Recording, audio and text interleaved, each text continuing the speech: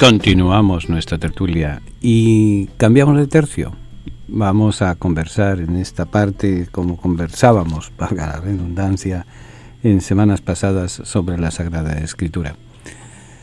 Hay que tener en cuenta una cosa muy importante: todo lo que tiene que ver con nuestra fe cristiana, con nuestro catolicismo, con nuestro acercamiento a Dios, tiene una base profunda y una fuente de conocimiento que la ignoramos, o la ignoramos por ignorancia, o la ignoramos porque no la conocemos, y es la Sagrada Escritura.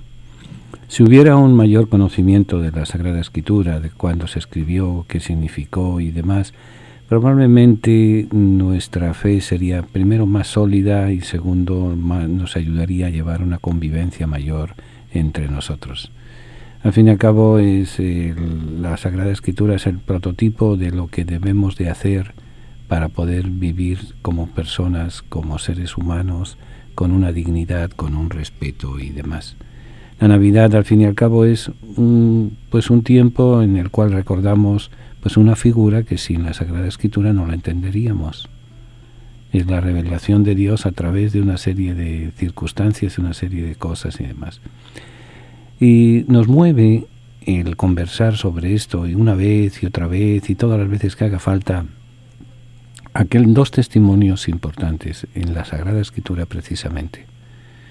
Uno de ellos es cuando el administrador de la reina de Cusa, ya me lo han oído un montón de veces, pero no me canso de repetirlo para que lo vayamos aprendiendo. El administrador de la reina de Cusa, un hombre ilustrado, un hombre preparado, que ha descubierto las escrituras santas del pueblo de Israel, vuelve a su pueblo, vuelve a su imperio, una figura respetable, y va leyendo Isaías, y le hace hospitalario, le ayuda a un peregrino, a un campesino, a un hombre que va por el camino. Lo sube a su carro y descubre este forastero, este extraño, que va leyendo a Isaías, el profeta, el gran profeta del Antiguo Testamento. Entonces me hace: ¿entiendes lo que estás leyendo? ¿Cómo voy a entender si no tengo nadie que me lo explique? Eso es lo que nos lleva a explicar la Navidad, que es parte de la Biblia, que es parte de la Sagrada Escritura. Nos lleva a explicar cómo hemos manipulado, hemos destrozado, hemos deshecho ese mensaje bíblico de la Natividad. Un mensaje es como decíamos en la semana pasada, yo no quiero celebrar una acción de gracias como la estamos celebrando hoy en día. La fiesta de acción de gracias, que en un primer momento fue reunirse para darle gracias a Dios por tantas cosas como habíamos recibido durante el año, en primer lugar la vida, la hemos convertido en comprar muchas veces sin saber para qué. Ya no hay reuniones de cenas. Antes era las primeras horas del día siguiente, del famoso Viernes Negro, ir a comprar. Ya ahora por la tarde, comprar y comprar y comprar. Ahora, ¿qué me dice la Sagrada Escritura? Eso ya no lo sé. Y lo otro es la generosidad con que se da, la generosidad con que recibimos. Siempre me cuestionó y me motivó cuando Jesús se da cuenta de que las multitudes están pasando hambre, están pasando necesidad. Dice: vamos a resolver el problema. Y en las respuestas primeras se necesitaría la cuestión económica, se necesitaría el salario de 300 denarios para darles de comer. En la cuestión estratégica, si los mandamos fuera se van a desmayar por el camino. Y la tercera respuesta, la audacia, o si queremos la inconsciencia, la audacia de un muchacho: tengo 2 peces y 5 panes. Y eso fue lo que logró el milagro. Pues un poco nos motiva el ir creando conciencia, el ir simplemente con 2 panes, con 2 peces y 5 panes. Fíjense, yo siempre me equivoco y digo 5 panes y 2 peces, o 5 peces y 2 panes. El caso es que son 5 y 2. Si eran panes primero o eran panes después, no importa, y eso obró el milagro. Y eso es lo que queremos obrar, el milagro. El milagro de que la palabra de Dios se vaya conociendo, la palabra de Dios se vaya extendiendo, que cuando les citen que es el libro del Deuteronomio, o de qué me habla el Génesis, sepan, conozcan, amen, vean siempre una fuente de descubrimientos, una fuente de reflexión, una fuente, una marca de Dios en la vida de cada uno de nosotros. Obviamente no vamos a leerlo con la misma intensidad o con la misma claridad personas que por primera vez leen la Biblia que personas que están ya preparadas y adelantadas y estudiadas para la lectura de la Sagrada Escritura. Pero los italianos tienen un refrán: piano piano si va lontano. Poco a poco se llega muy lejos. Y eso es lo que pretendemos, poco a poco llegar a lejos. Y aquí pues simplemente ponemos los 2 panes y los 5 peces, o los 5 peces y los 5 panes y los 2 peces, para hablar de la Sagrada Escritura. Y habíamos comenzado la semana pasada una introducción al Pentateuco, a los 5 primeros libros. Ahora quiero que tengan en cuenta una cosa. La pregunta que siempre nos hacemos es: ¿la Biblia es un libro de ciencias? ¿La Biblia es un libro de poesías? ¿La Biblia es un libro de qué? La Biblia no es un libro, son 73 libros, donde se nos va mostrando poco a poco la historia de la humanidad, desde sus orígenes hasta su culminación. Y poco a poco vamos entonces viéndola, vamos poco a poco leyéndola, vamos poco a poco compenetrándonos con ella. Y empezamos pues eso, partiendo de que son escritos, juego de palabras, son libros escritos hace 2000, 3000, 4000 años, y que muchas veces pues muchos nos cuesta entender porque están escritos en una cultura de hace 3000 años, en una cultura agrícola, en una cultura nómada, en una cultura pastoril, en una cultura de desespero, en una cultura de destrucción distinta de la nuestra. Y hay que ir poco a poco. Y sobre todo, miren, a la hora de interpretar o de leer la Sagrada Escritura, hay tres etapas en la composición de esas escrituras que no podemos perder de la perspectiva. Y son perspectivas que nos sirven para el acontecer de cada día. Por ejemplo, la Sagrada Escritura, para entenderle, es primero el hecho. ¿Qué ocurrió? El cruce del mar, las pirámides que hay que construir y los van construyendo, Sansón, las pescas. ¿Qué fue lo que ocurrió? Segundo, ante ese hecho hubo testigos. La memoria oral. Pensemos que los medios las tecnologías de comunicación y de almacenamiento de datos que tenemos hoy en día nunca las habíamos tenido externamente. Siempre la habíamos llevado encima de los hombros, pero nunca la cabeza la habíamos utilizado para guardar memoria. Aunque sí, los antiguos supieron usar la cabeza para guardar memoria, procesar los acontecimientos. Por eso, nunca olvidemos un hecho, el que sea, es recibido por la memoria, es impreso en nuestra memoria, impreso en la memoria de una comunidad, impreso y captado en la memoria de unos individuos que quieren transmitirlo y quieren perpetuarse en el tiempo. Por eso el hecho, el acontecimiento, la memoria, y esa memoria pasa a la escritura. Entonces nosotros vamos a analizar la tercera parte de la escritura. No estuvimos en el cruce del Mar Rojo, no estuvimos en la pelea entre David y Goliat, no estuvimos en el Crucifícale de Jerusalén, pero nos ha llegado el recuerdo y nos ha llegado el escrito. Vamos a ver las partes de esos escritos y cómo nos han ido llegando hasta nosotros. Venga a honrar al Divino Niño Jesús el tercer domingo de cada mes. Tendremos la celebración de la Santa Misa a las 2 de la tarde en la parroquia San Columba, ubicada en el 343 West de la 25 Street en Manhattan. Para mayor información, favor de comunicarse con nuestras oficinas al 212-244-4778, 212-244-4778.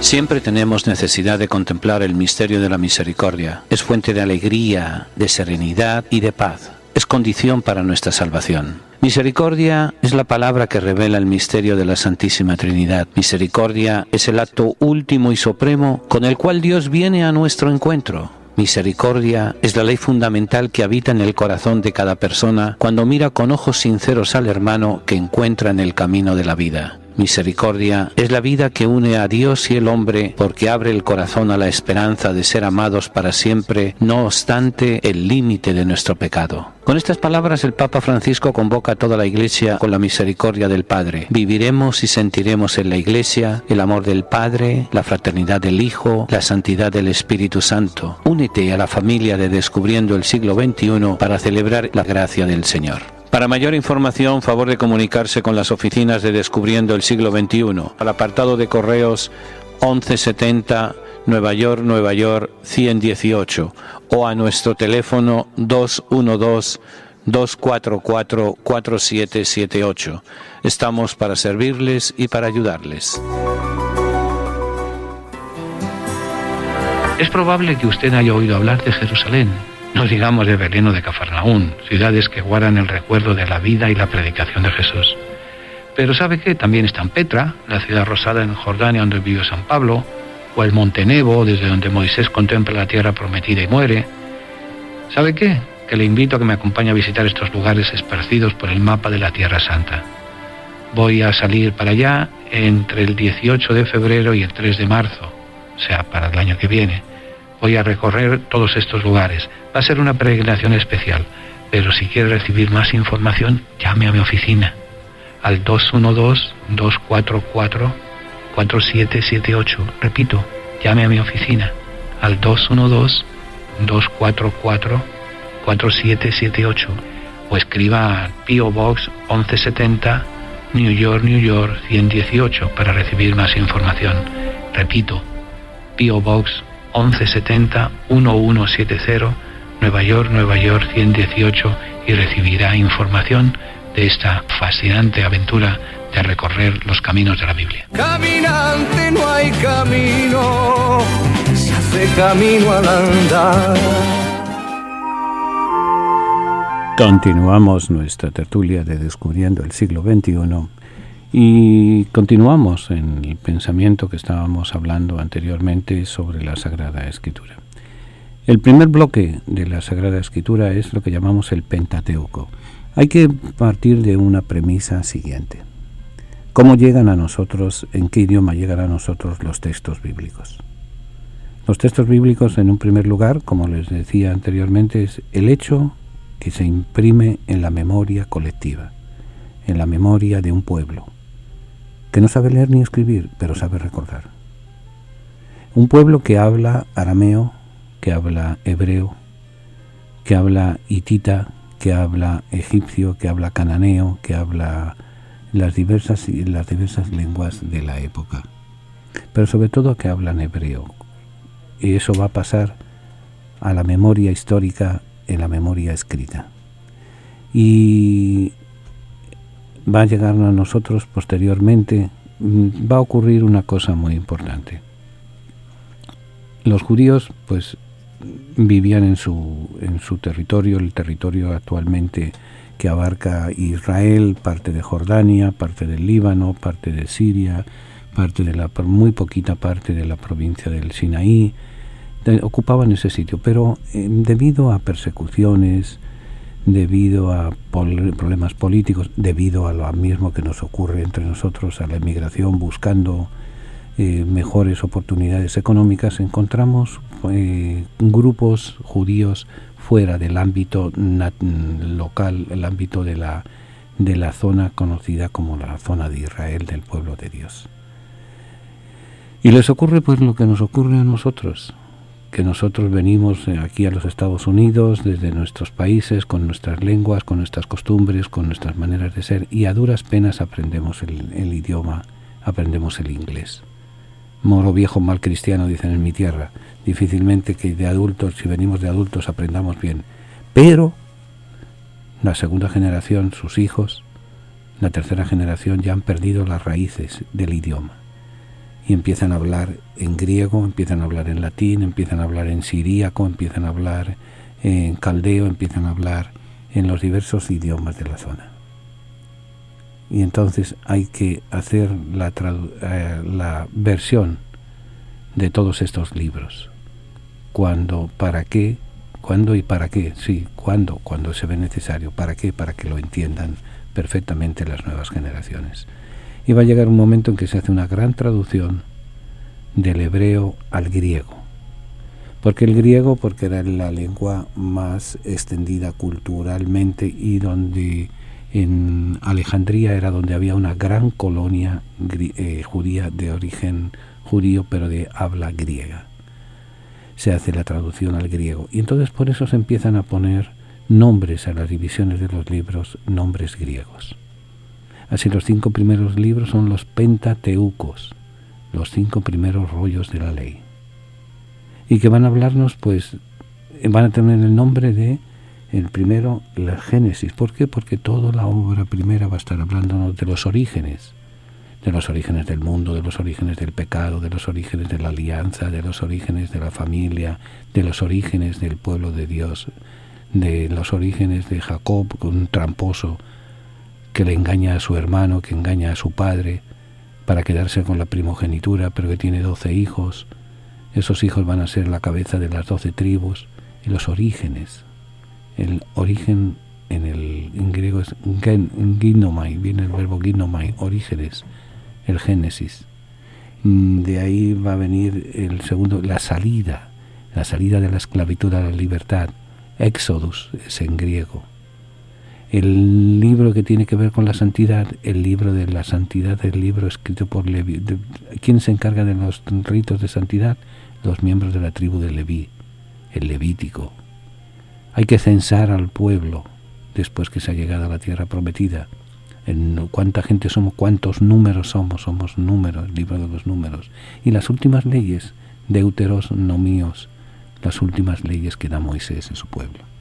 Por eso hay que meternos en ese encaje de que estamos, a pesar de que la Sagrada Escritura nos cuenta la experiencia de un pueblo semita, nos cuenta las experiencias de un pueblo que ha estado en contacto con otras culturas, pero su idioma materno es el hebreo y el arameo. Sin embargo, las divisiones y las organizaciones a la hora de colocar la biblioteca, los 73 libros, se va a usar el idioma griego. Después va a haber problemas a la hora de no entenderlo, pues se van buscando las traducciones y demás hasta llegar al mundo de hoy, donde tenemos tantas tradiciones y tantas traducciones de esa biblioteca. Pues bien, volviendo a los 5 primeros libros, los nombres que van a tener son Génesis, Éxodo, Levítico, Números y Deuteronomio. ¿De qué trata cada uno? Pues muy sencillo. El Génesis nos habla de los orígenes, de 3 cosas: del mundo, del hombre y del pueblo de Israel. O sea, no busquemos novelas, no busquemos poesías, no busquemos leyes, busquemos la razón de ser de los orígenes. Cuando surge el pueblo, cuando surge la persona, cuando surge el pecado, cuando surge la promesa de redención y demás, y con qué individuos se va bregando. El libro del Génesis en el Pentateuco es el libro más largo, tiene 50 capítulos. El libro del Éxodo va a ser el segundo más largo, que tiene 40 capítulos. El más corto es el libro de la santidad, el Levítico, que tiene 27 capítulos. El libro de los Números tiene 36 capítulos y el libro del Deuteronomio tiene 34. Total, 187 capítulos. 187 capítulos en los cuales se nos va a ir presentando la experiencia de Dios con su pueblo. Génesis, como les digo, orígenes del mundo, del hombre y del pueblo de Israel. Éxodo, va a estar marcado el Éxodo por 2 acontecimientos. Primero, la liberación de un pueblo. Va a ser la historia de la liberación.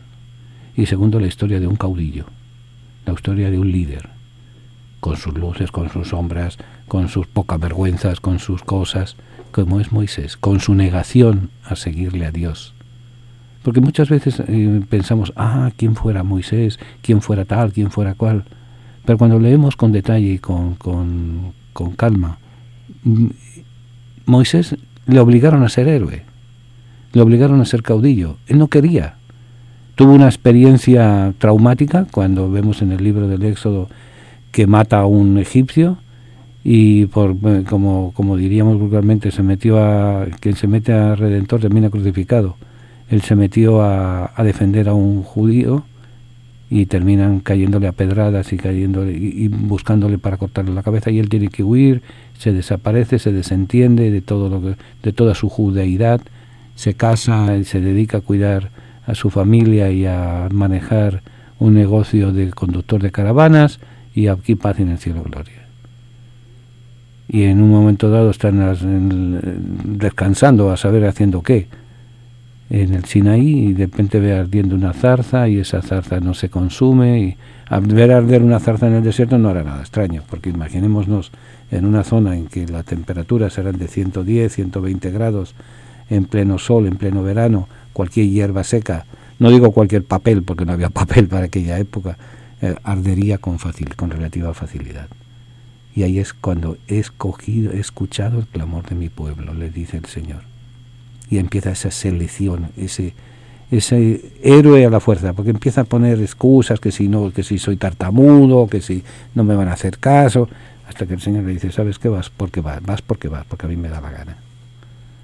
Entonces es la historia de un héroe a la fuerza, la historia de un pueblo que se entusiasma tremendamente para salir detrás de Moisés, detrás de donde sea, pero que llega un momento en que se harta de tanto comer maná del desierto, de decir, aquí no hay carne fresca, aquí no hay comida fresca, aquí qué diablo hemos venido a hacer. Mucho ideal y mucha cosa, pero lamentando los puerros y las cebollas de Egipto. Mucha libertad y mucha cosa, pero la barriga vacía. Como que suena mucho eso, ¿verdad? Por eso es la historia, el Génesis, la creación del hombre, del patriarca, de la familia, de la creación. Por eso cuando vayamos a leerlo, hay que leerlo en ese sentido. El Levítico va a ser ya en un momento dado que están establecidos, que hay que ya pasa de negocito de familia a una gran muchedumbre, a un gran pueblo, que hay que organizar también la relación con Dios, la relación con los demás, a través de los demás llegar a Dios. Y entonces la tribu de Leví se va a encargar de todo eso. Los levitas son aquellos que no van a cultivar, no van a tener ganado, no van a tener grandes propiedades de tierras, van a dedicarse a que la ley de Dios se cumpla. Van a dedicarse a que haya los animales suficientes para los sacrificios, haya cómo se deben de relacionar unos con otros, cuáles deben de ser los códigos de conducta entre el pueblo. Para eso se va a pagar entonces los demás, damos un tanto por ciento de nuestras cosechas, damos un tanto por ciento de nuestros ganados, damos un tanto por ciento de nuestras ganancias, para que ellos puedan vivir con dignidad. Y entonces ellos van a encargarse de las leyes. ¿De qué leyes son las que rigen la vida de Israel, la vida del pueblo de Dios? Entonces hablar del Levítico no se puede hablar de diluvios, porque no tiene sentido. No se puede hablar de peleas, porque no tiene sentido. Es lo que debe de hacer una persona para acercarse a Dios, para cumplir la voluntad de Dios, para cumplir el libro va a ser el libro de la santidad. Números, pues censos y listas de los que salieron de Egipto y anduvieron por el desierto. Es un libro aburrido, pero es palabra de Dios. Es un libro que tiene 36 capítulos, que se pueden leer fácil. El más largo, si me apuran, 50 capítulos que tiene el Génesis. Ponerlos a 10 capítulos diarios, estamos en 5 días, en una semana se han leído el libro del Génesis. Pero no lo lean como competencia, a ver cuánto tiempo tardo en leerlo, cuánto tiempo tardo en acercarme al final. No. Vayan leyendo y vayan tratando de meterse en las chancletas de los... invéntense, es como les diría, como esas películas o esas novelas en que hay una especie de narrador que nos va contando qué es lo que está ocurriendo. Métanse como un observador. Háganse protagonista de lo que se está leyendo, porque así es como realmente poco a poco vamos haciendo parte de nosotros esa palabra.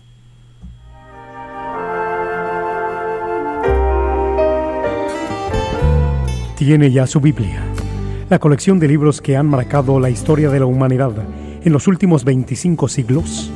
Si aún no posee una Biblia, nosotros podemos ofrecérsela a un precio módico, tanto en inglés como en español, o incluso bilingüe.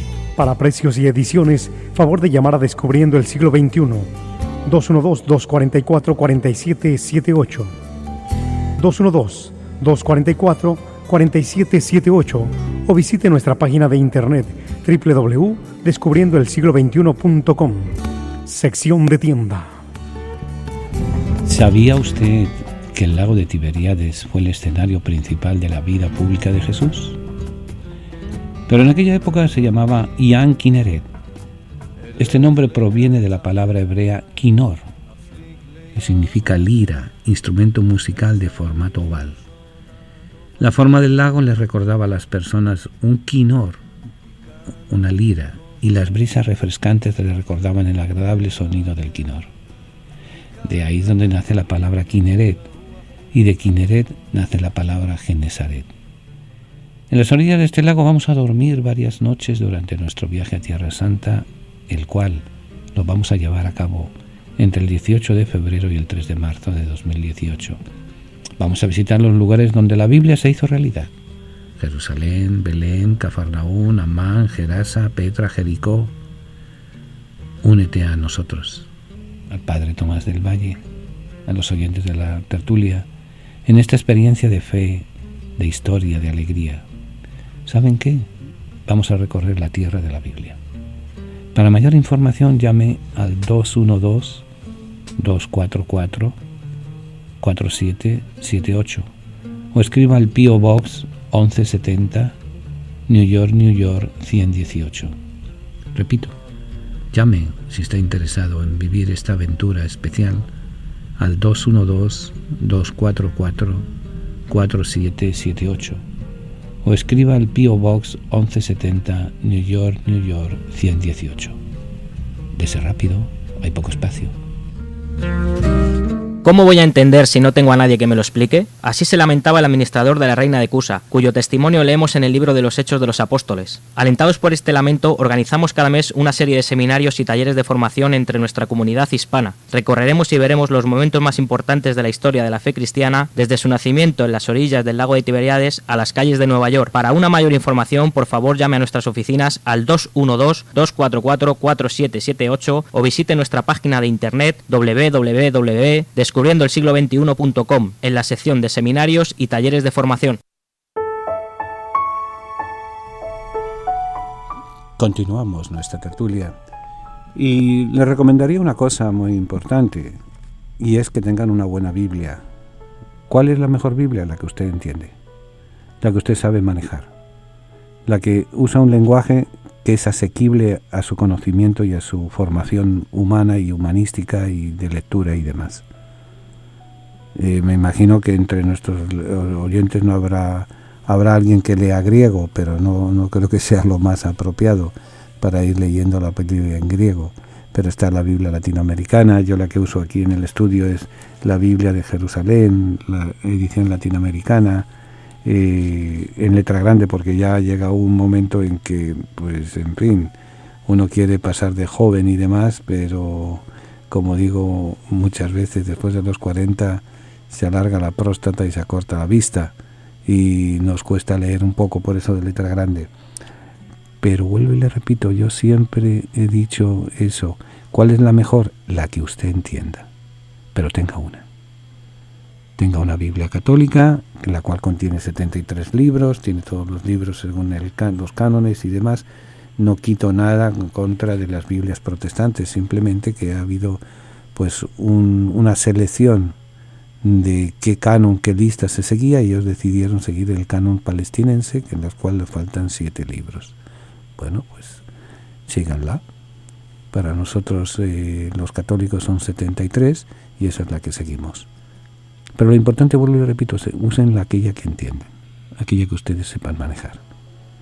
Pues bien, decíamos Génesis, Orígenes, Éxodo, Libertad, teniendo siempre, fíjense que cada uno de los libros va a aparecer siempre un personaje que va a identificarse con ese libro. En el Génesis hay varios. Está Adán, está Abraham, está Noé, está Jacob. Van a ser los 4 grandes personajes. Adán en los 11 primeros capítulos con Noé, Abraham, que empieza la historia de la migración y del escuchar a Dios, Abraham que ve írsele de las manos la vida y no deja vida en este mundo, y esa es la gran desgracia y la gran maldición de un judío, no transmitir vida, hasta que por medio de la promesa tiene a Isaac y tiene después a Ismael, y esa promesa de vida va a continuar en Isaac, va a continuar en Jacob, que tiene 2 hijos, Esaú y Jacob, y esos 2 hijos de Jacob van a dar a 12 hijos: Rubén, Simeón, Leví, Judá, Dan, Neftalí, Gad, Aser, Isacar, Zabulón, José y Benjamín, y una hija, Damaris. Y de eso van a salir las 12 tribus. Ese es el Génesis.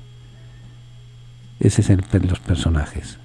Los personajes del Éxodo: Moisés, el que no quiso ser héroe. Moisés y su tribu. Serían 300, serían 500, serían poquita gente las que escucharon el clamor de Moisés y la lucha de la libertad. Va a haber después una serie de peleas en el Éxodo tremendas, que se rebanaban la cabeza, como aquel que dice por cualquier chiste. Pero son un pueblo de Dios, es un pueblo elegido, es un pueblo de santidad, y van a tener un libro de la santidad. Los de la tribu de Leví, que todos los demás la van cuidando, la van atendiendo y demás.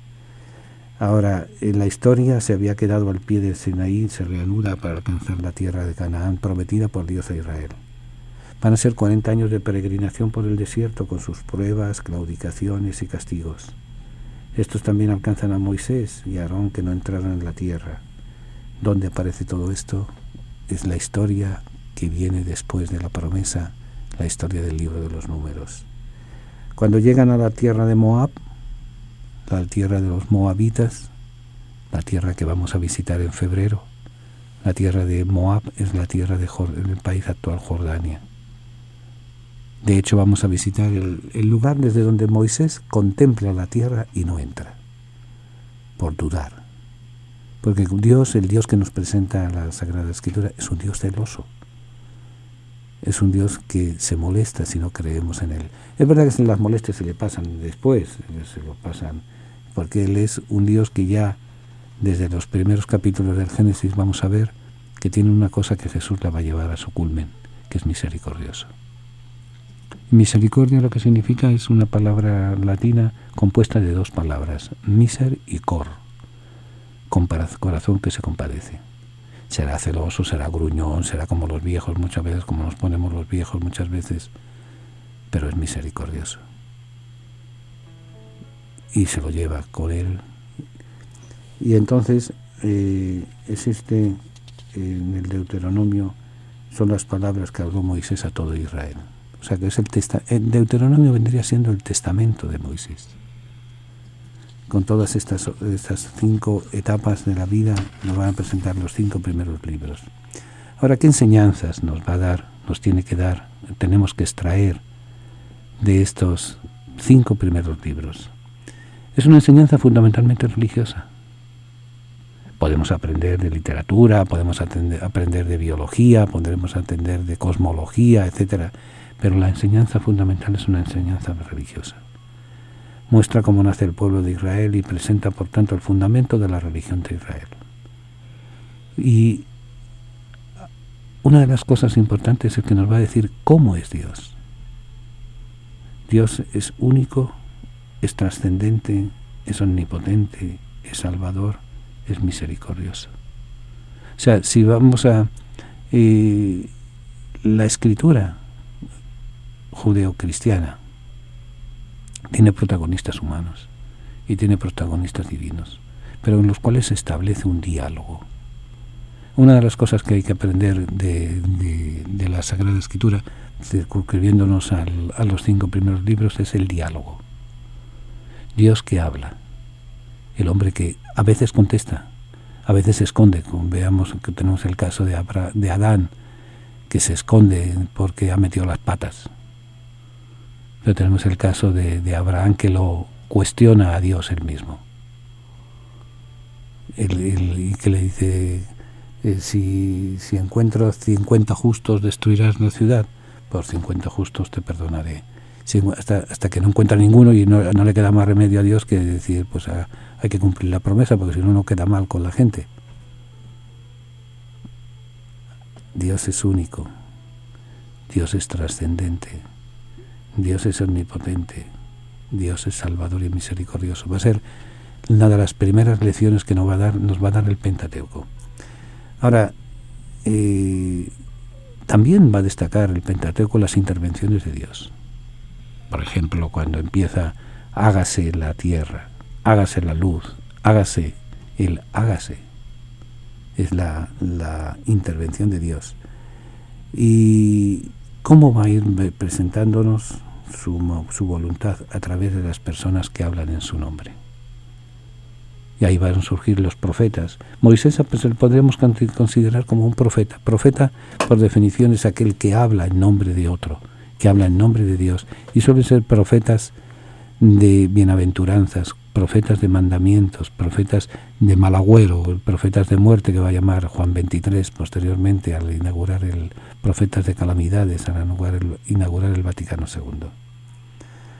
Ahora, esa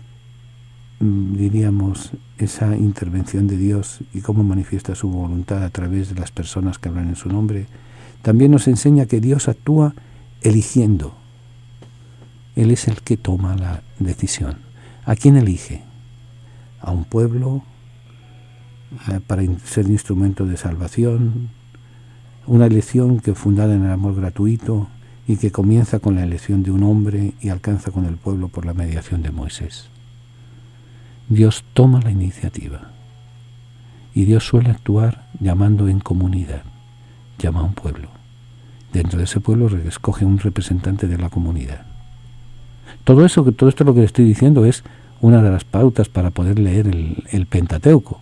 Olvídense por ahora de los otros libros, los libros históricos de Josué, de Jueces, de los libros de los Reyes, olvidémonos por un momento de esos.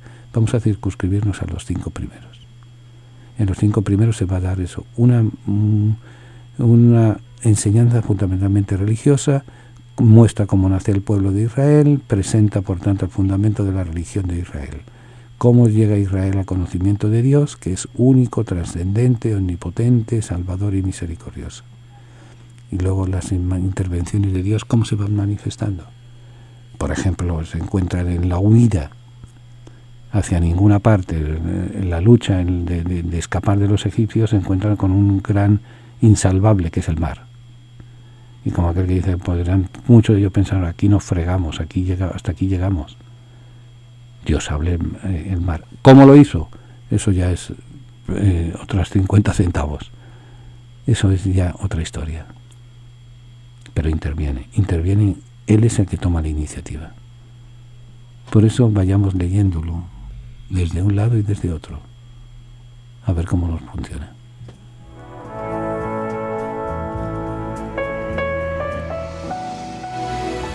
Siempre tenemos necesidad de contemplar el misterio de la misericordia. Es fuente de alegría, de serenidad y de paz. Es condición para nuestra salvación. Misericordia es la palabra que revela el misterio de la Santísima Trinidad. Misericordia es el acto último y supremo con el cual Dios viene a nuestro encuentro. Misericordia es la ley fundamental que habita en el corazón de cada persona cuando mira con ojos sinceros al hermano que encuentra en el camino de la vida. Misericordia es la vida que une a Dios y el hombre porque abre el corazón a la esperanza de ser amados para siempre, no obstante el límite de nuestro pecado. Con estas palabras el Papa Francisco convoca a toda la Iglesia con la misericordia del Padre. Viviremos y sentiremos en la Iglesia el amor del Padre, la fraternidad del Hijo, la santidad del Espíritu Santo. Únete a la familia de Descubriendo el Siglo XXI para celebrar la gracia del Señor. Para mayor información, favor de comunicarse con las oficinas de Descubriendo el Siglo XXI, al apartado de correos 1170 Nueva York 118 o a nuestro teléfono 212-244-4778. Estamos para servirles y para ayudarles.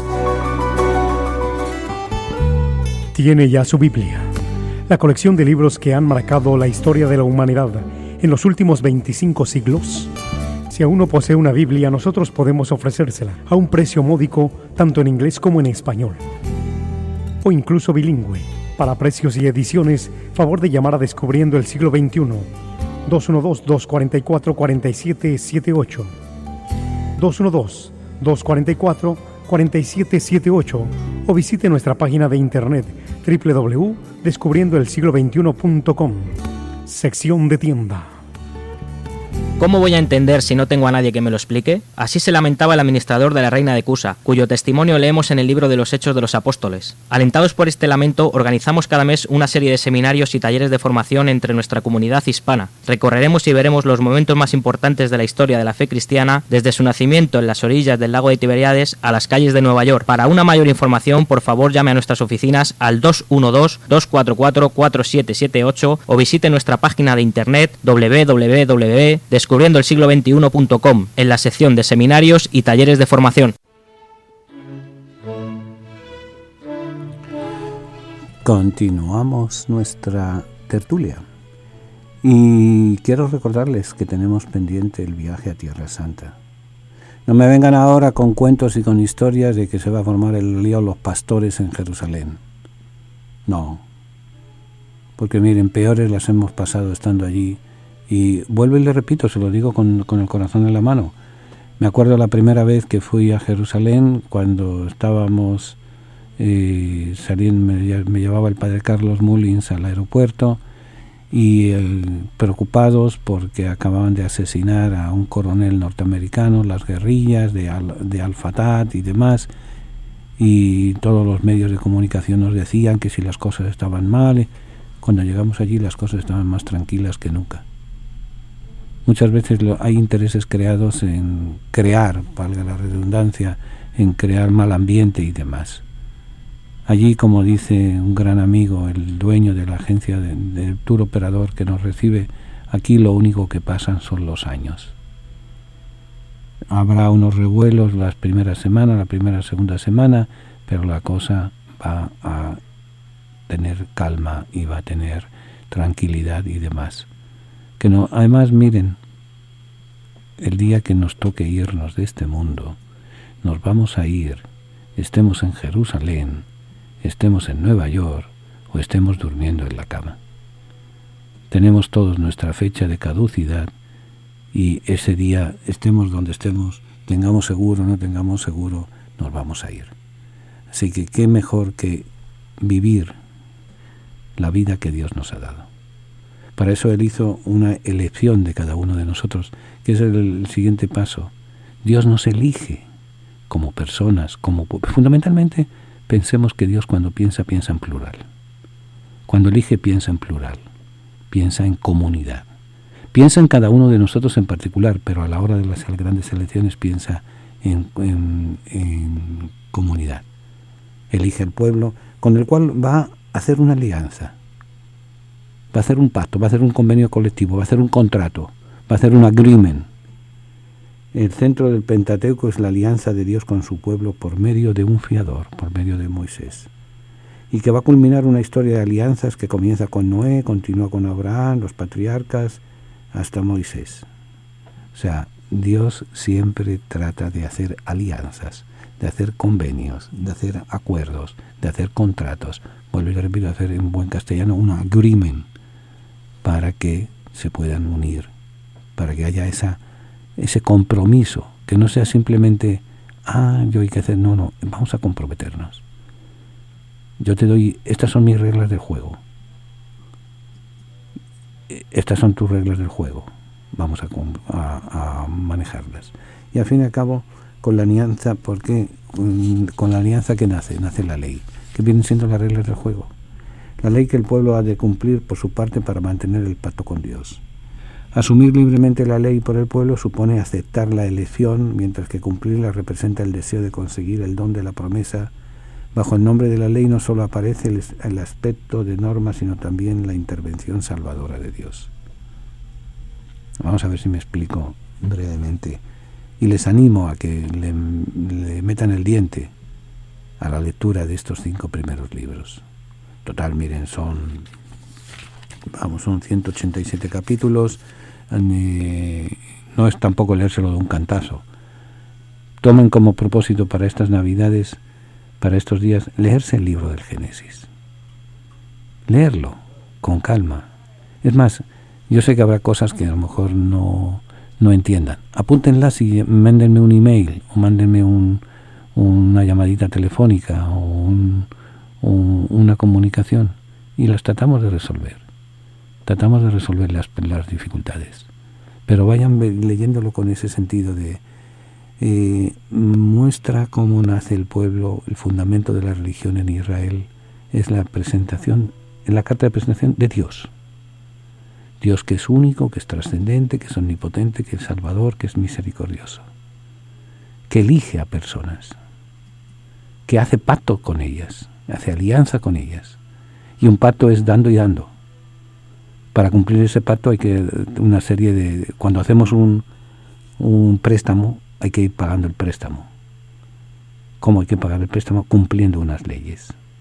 Por eso, fíjense, el Génesis, el origen, Éxodo, el prototipo, el líder, que muchas veces no quiere ser líder, como es Moisés, y el pueblo que va haciendo el pacto con Dios y que va descubriendo y que va separándose, que va metiendo las patas, porque estando al pie de la loma del Sinaí, van a ser como tarda Moisés en volver, no se le ocurre otra cosa que hacer un becerro de oro, buscarse más problemas, un golpe para su fondillo, como dicen, fuerte para su fondillo, como dicen en Borinquen. Hay que buscarse problemas porque hay que buscarse problemas. Pero a pesar de eso Dios cumple. A pesar de eso Dios está presente. La alianza pasa por la ley. Y la ley pasa, por tanto, por el cumplimiento de los pactos hechos. Ahora, el Pentateuco, a la luz del Nuevo Testamento, también se puede leer. Se debe de leer, de hecho. Representa la primera etapa de la historia de la salvación que culmina en Jesús y en su Iglesia, nuevo pueblo de Dios.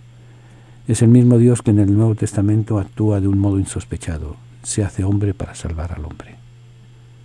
Fíjense que el Nuevo Testamento es un nuevo Pentateuco. Es un nuevo Dios que crea el vehículo de reconciliación, que crea unas estructuras nuevas. Ese vehículo de reconciliación va a ser la figura de Jesús. La elección y esa elección de un pueblo se va a ver cumplida en el Nuevo Testamento, en la elección de Israel. El Salvador surge del pueblo de Israel. En él las promesas se cumplen mediante Cristo. La nueva y definitiva alianza queda sellada mediante la sangre de Cristo. O sea, Jesús hace de Moisés, hace de Adán, hace de Abraham, hace de Jacob. ¿Por qué? Hace de Adán.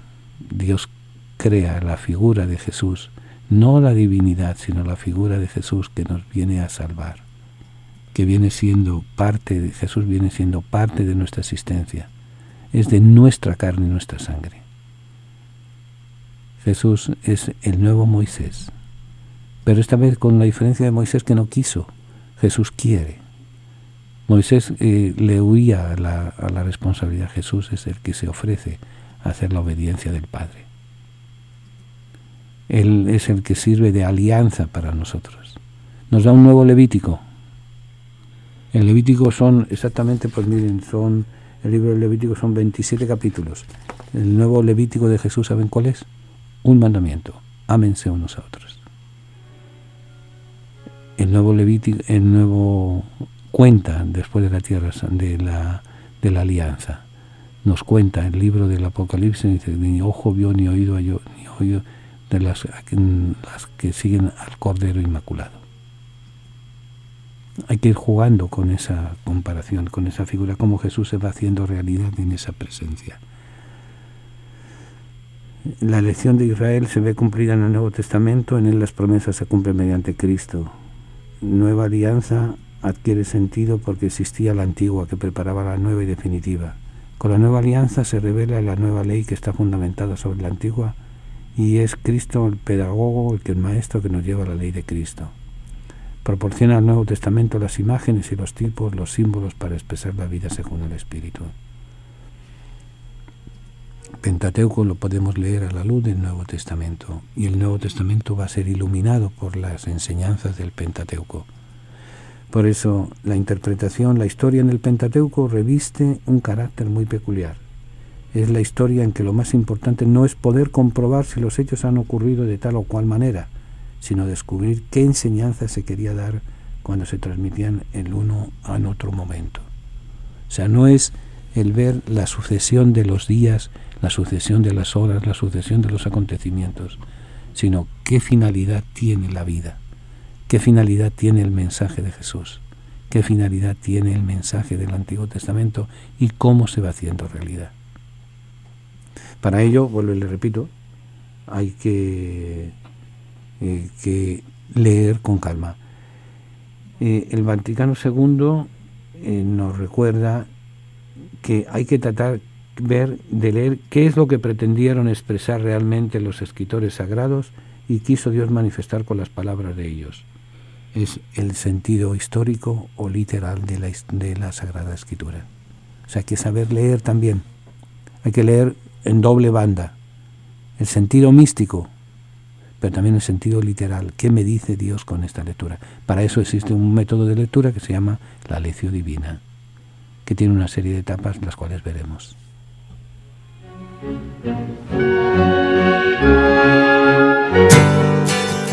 La palabra tertulia significa encuentro de amigos que conversan sobre las cosas de la vida, alegrías, penas, esperanzas, tristezas, de todo aquello que nos hace más humanos, porque nada humano le es ajeno al creyente. La tertulia del siglo XXI es eso, un encuentro que llevamos a cabo desde la ciudad de Nueva York, la capital del mundo. Queremos que cada persona que nos escuche se sienta en familia, en grupo, en amistad. Conéctate con nosotros. Para mayor información, favor de comunicarse con las oficinas de Descubriendo el Siglo XXI, apartado de correos 1170 Nueva York 118 o a nuestro teléfono 212-244-4778. Estamos para servirles y para ayudarles. Y desde la tertulia vamos a seguir compartiendo alegrías y esperanzas, penas y tristezas, porque nada humano nos es ajeno.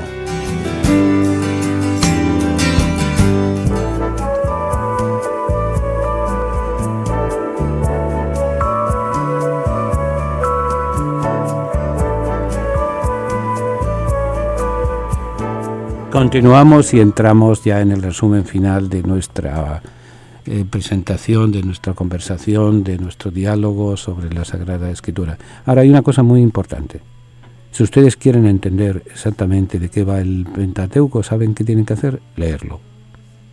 No es leerlo de un cantazo, ¿no? Es hacerse, por ejemplo, un propósito en el próximo mes, estamos a 7 de diciembre. Por cierto, mañana es 8. Mañana es la Inmaculada Concepción, mañana es la patrona de Nicaragua, mañana es la patrona de Estados Unidos, mañana es la patrona de España. Pero para mí, y permítanme, fíjense que no lo había pensado, para mí es un día muy importante. Mañana hace 38 años que recibí mi ordenación sacerdotal. Mañana es un día importante. Así que permítanme pasarles la canasta y pedirles, no dinero, en este momento no necesito, necesitar siempre estamos a la cuarta pregunta, pero el pedirles una cosa muy importante, que recen por nosotros, que recen por mí. Les digo, como dice el Papa Francisco, les pido un favor, recen por mí. Mañana es un día muy importante, miren, así con todo el revolú y con todas las cosas se me había olvidado de recordárselo. Mañana es un día en el que hace 38 años, acompañado de mis seres queridos, le puse las manos al obispo para que me las consagrara. Y recibí la imposición de las manos de grandes sacerdotes y de grandes obispos. Y le pedí al Señor que me ayudara a ser testigo del Evangelio. Que si venía para bien, que me diera la virtud de la palabra para poder anunciar su Evangelio. Si lo he conseguido más o menos bien, no lo sé, pienso que sí, o al menos siempre hay mucho que mejorar. Pero Hay momentos de penas, hay momentos de dudas, hay momentos de desierto, hay momentos de alegrías, hay momentos de compartir. Por eso les pido que en la perspectiva de 38 años de sacerdote, le doy gracias a Dios por esa elección, por esa consagración, y les pido que me ayuden a seguir siendo testigo del Evangelio, seguir siendo testigo de hacer, pues como nos recordaba lo que les decía, llegar al conocimiento de un Dios que es único, que es omnipotente, que es salvador y sobre todo que es misericordioso. La Eucaristía que celebraré mañana a las 7:30 de la mañana, hay que madrugar, a las 7:30 de la mañana, que sepan que va por las intenciones de todos ustedes. La misa de mis 38 años de sacerdote para toda la audiencia de la tertulia. Hasta la semana que viene, si Dios quiere. Que Dios les bendiga. Señor, nuestros hermanos a los que tú amas están encarcelados. Ten compasión de todos los presos y socórrelos. Si es posible, que sea llevadero para ellos este cáliz. Pero no se haga nuestra voluntad sino la tuya. Haznos sensibles a las necesidades de nuestros hermanos encarcelados y haznos comprensivos con sus limitaciones. Ayúdanos a hacerle más llevadera la sentencia. Señor, a los que amas están encarcelados. Toda su familia está también sufriendo. Haz que nunca pierdan la confianza y la esperanza en ti. Amén. Hasta el próximo jueves, si Dios quiere. Que Dios les bendiga.